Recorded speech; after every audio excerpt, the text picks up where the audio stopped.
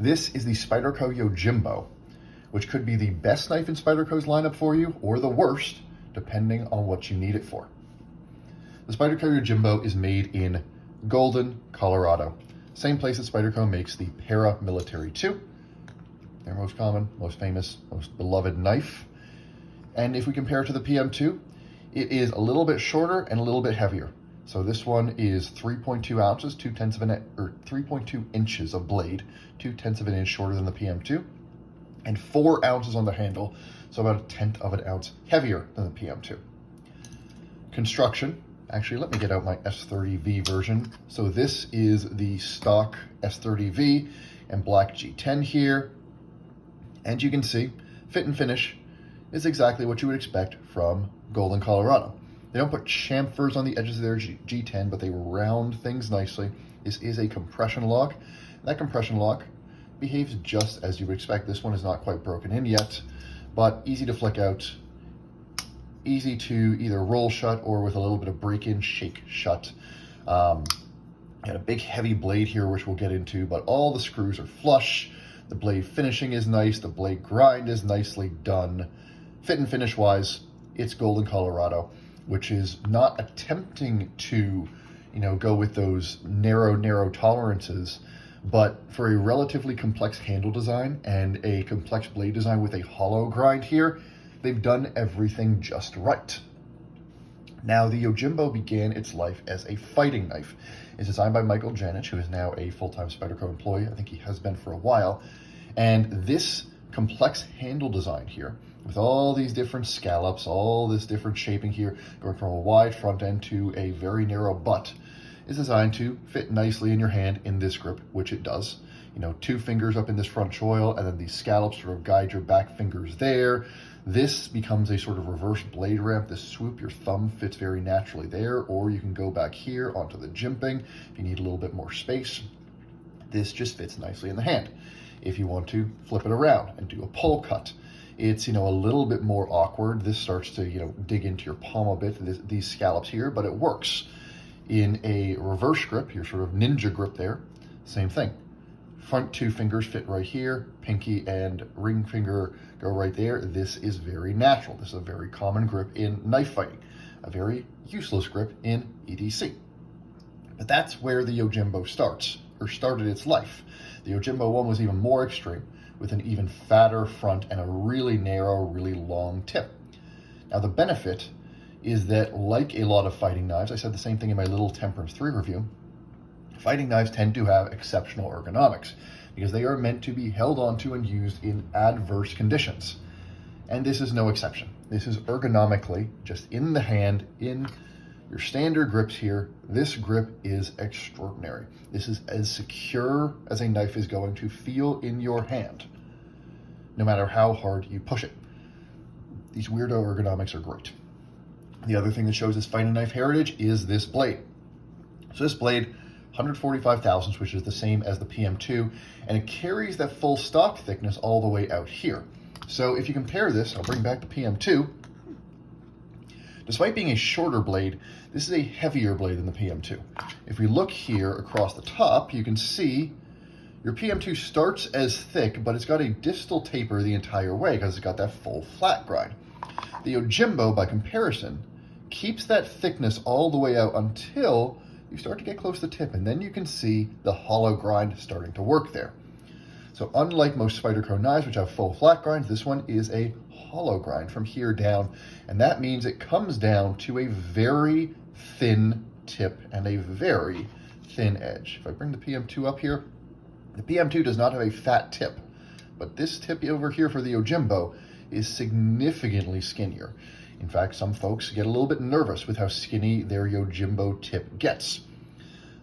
The benefit of this blade design is because you've got a hollow grind here that is parallel to this blade edge the whole way, that excellent thickness behind the edge, and this is very thin behind the edge here, right down to that tip, is carried the entire length of the blade here. So this is going to be the exact same behind the edge thickness, the exact same sharpness, once you sharpen this, everywhere across the entire knife. That gives you a ton of usable blade space, and that gives you one of Spyderco's sharpest knives. And this might be the sharpest knife coming out of Golden, Colorado.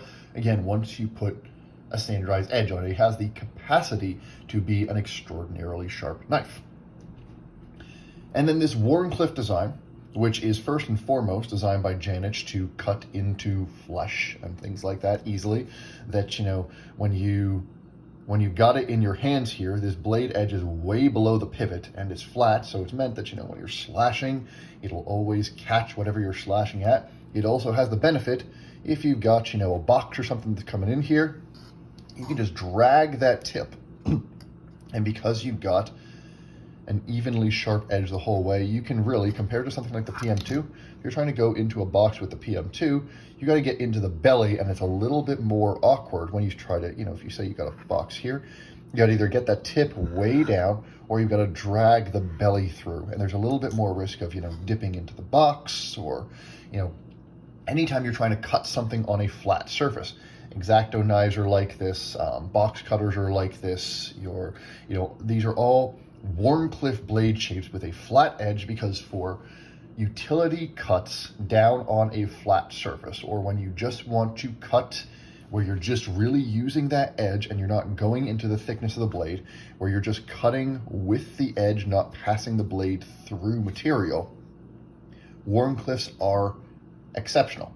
And that's why a lot of people love Wharncliffes for EDC, because in that particular sort of application, Wharncliffes are really, really good. And this could be really looked at as a giant, ergonomically exceptional box cutter. Last thing that's great about the Yojimbo is you can get a bunch of different varieties. This one is in S30V. This one, which is the stock configuration. This one is in crewwear here. And then I've got a couple other versions. You can get DLC versions. This is DLC crewwear. These are RC Bladeworks scales. This one is also in S30V, and these are also RC Bladeworks scales. So you got a few different varieties of the Yojimbo here.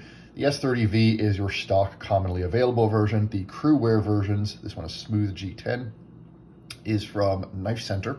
It's a Knife Center exclusive, but it's pretty commonly available. You know, if you're looking at, okay, what steel should I get my Yojimbo in? The fact is, you can get M4 as well from Blade HQ. That tends to be a little rarer, runs a little higher price on the secondary market. S30V is fine for the Yojimbo. With this super thin edge and with the way a Wharncliffe works, you're not going to be hard using this knife, meaning you're not going to be pushing it through material or torquing it or anything like that. The fact is, this tip, given how thin this tip is and how thin this edge is, it's not meant to be beat on in that way. You're not going to, push this through wood. You're not going to, spend a ton of time breaking down, the extent of what you might use is you could use it to break down some carpet, things like that. But even then, you're really looking for edge retention more than you're looking for toughness. This isn't going to be an impact knife against hard materials. And for that case, S30V is going to be just fine. Crewwear, if you can get it, again, that Knife Center crewwear is pretty commonly available, is a great option. M4 tends to run you a lot more money on the secondary market because it is rarer. The fact is, for this particular knife, S30V, which has above average edge retention, solid corrosion resistance, the only place it suffers a little bit is that toughness. That toughness deficit doesn't matter as much in this knife. So frankly, get the S30V version. That's just fine. And then, since I just showed them, one last mention here, these scales. These are from RC Bladeworks. If you're getting scales for your Yojimbo, I highly recommend RC Bladeworks. You'll see RC Bladeworks. These are a linen, black and natural linen micarta. RC Bladeworks is the one aftermarket scale maker that really was faithful to the original design, kept all the original scallops, kept all the original thickness, shaping, contouring. Everybody else, whether it is rock scale designs or applied weapons tech or anybody like that, made modifications to the original handle design. And the fact is, as I went through a bit in the ergonomics, Michael Janich knows what he's doing in designing an ergonomic handle. Every part of this handle does have a purpose. These little scallops here, this little cutout right in the finger groove there, which allows your fingers to come over just a little bit, whether you're back here or choking up a little bit. Every part of this handle has a purpose. And every single time that I have found an aftermarket scale maker has deviated from this handle design, they have made it worse. So those are the specifications of the Yojimbo. Now, I started off the review saying it's either the best or the worst knife in Spyderco's lineup, depending on who you are and what you need. So why is that? And it comes down to two things. It comes down to this blade profile and what it is good at and what it is bad at. And it does come down to this, which is that in the pocket, because of this blade design and this handle design, because they are so fat, despite the fact that it's short, this is a chunky knife in the pocket. It's even bigger in your pocket than the PM2. If I put the PM2 right on top there, you can see it sticks out pretty significantly, even further than the PM2, which is not subtle in the pocket. So first, I went through what it is good at. This is a giant, ergonomically exceptional box cutter. And if you are using this, and this is all a lot of people use for their EDC needs, if you are using this to cut into boxes, if you are using this to cut, paper and cardboard that is laid down on a flat surface, if you're using this to cut through twine, basically, if you are using this for anything where you are going to be using that exceptionally thin edge and only passing the knife into the material near that edge, right down here, and you're not going to be passing it into the material, this is a fantastic knife. You get a sharper edge than just about anything else on a Spyderco, and it will be a dream. That Wharncliffe design, the blade edge, especially when you sort of choke up a bit here, is always exactly where you need it to be. It's very easy to locate. It's very easy to see when you're cutting exactly where that blade edge is. You just have a ton of control over that blade edge as you cut. Super sharp. Relatively easy to maintain. Some of these Wharncliffes, depending on how you sharpen, they can be very easy to sharpen. And again, this handle is an ergonomic dream. The problem comes with this thickness and comes with one of the problems inherent to a hollow saber grind like this. And full flat hollows, you only see those in customs. They're very hard to execute, but frankly, that might be the problem even if this was a full flat hollow. The problem comes as soon as you push this through material.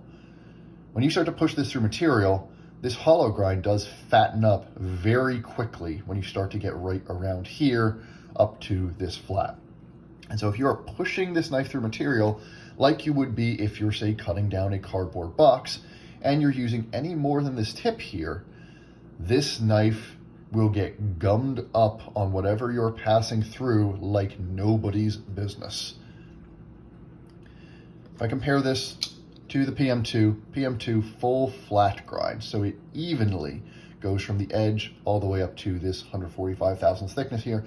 That means that as I'm pushing it through material, the material gets naturally pushed to both sides of the knife, and so the knife continues to pass through here relatively unimpeded.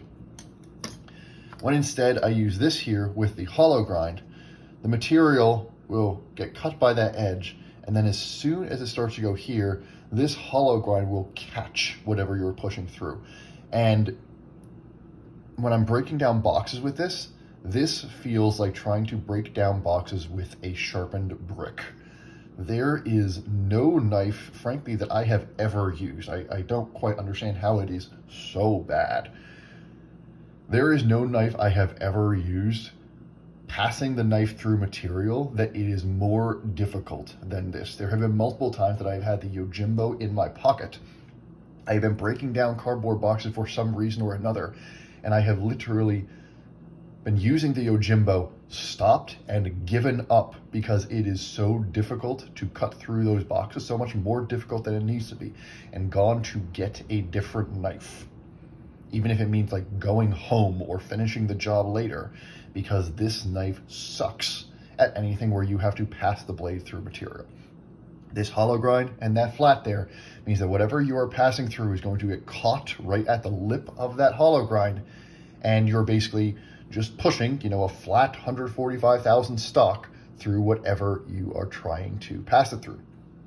The other problem is even for those EDC tasks where, this box cutter nature is fantastic, it is a chunk in the pocket. It is fat. It's not that heavy, 1/10 of an ounce heavier than the PM2, but for less blade length, that is meaningful, but it is fat in the pocket. And considering, it hangs like this in your pocket, most people are going to carry it tip up. Most of that space is down at the bottom, which is better than it being down at the top, but it is, for me, this pretty much takes up a whole pocket, given how thick and how tall it is. And with a lot of these odd angles, it's not like it's easy to fit stuff around in the pocket either. So you're paying a lot in terms of pocket space to get that exceptional sort of box cuttery design. And so that is where the Yojimbo leaves us, where if you happen to know that you are going to use your knife exclusively for tasks where you are going to be using that tip and using that super, super sharp edge, which is really anything that is cutting down on a flat surface, anything that is, cutting thin or small materials, cutting twine, stuff like that, then this is a fantastic knife. As long as you've got the pocket space for it, and as long as you are okay with that weight, this is ergonomically fantastic, extremely thoughtfully designed by Michael Janich, will feel secure in the hand for no matter what you're doing, and that Wharncliffe blade shape does mean that this edge is always going to be exactly where you want it to be and will be very easy to use through all of those cuts. But I find that this struggles as an EDC knife because it is not a versatile blade shape.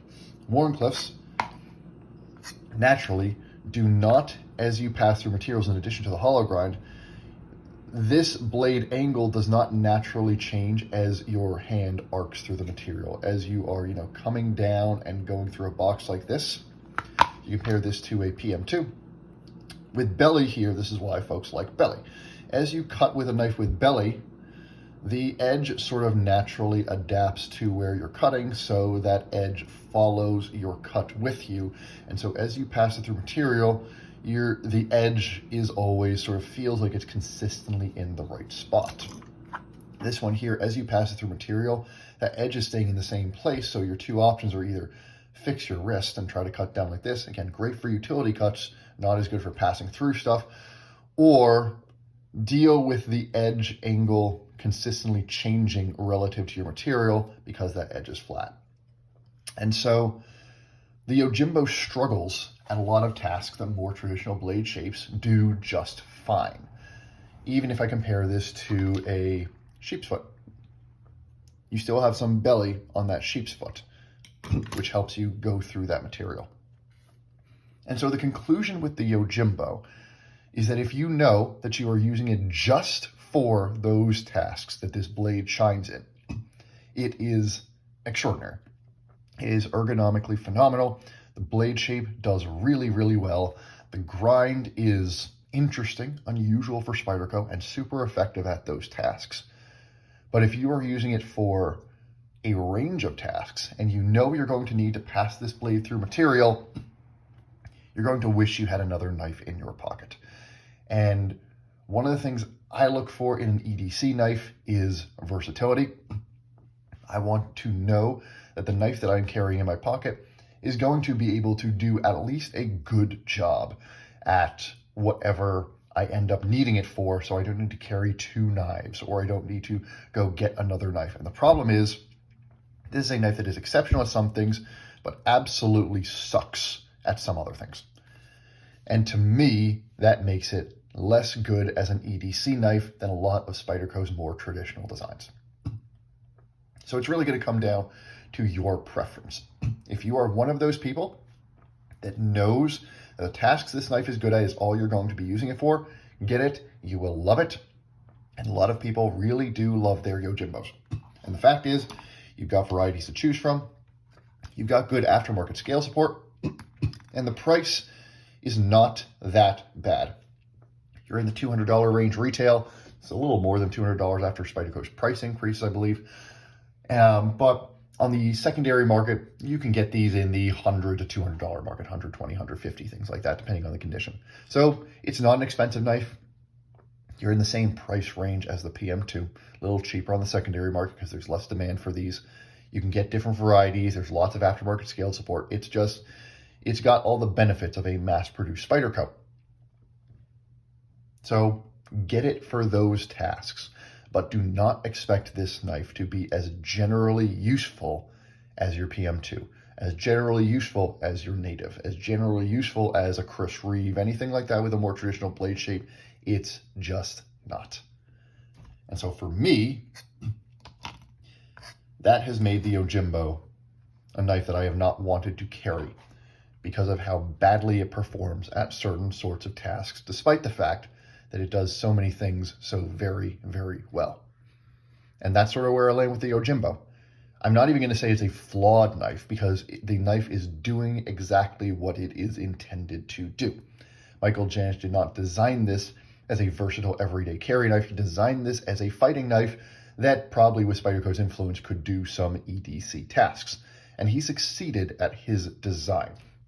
Everything about this handle, everything about this blade shape is an excellent example of exactly what Janich wanted it to be. But it is inherent to the design that this design is going to be very bad at certain tasks. And so your decision on whether to purchase or not will come down to whether those are the tasks you need it for. Hope I didn't waste your time. Hope you found this enjoyable, and I'll see you again soon.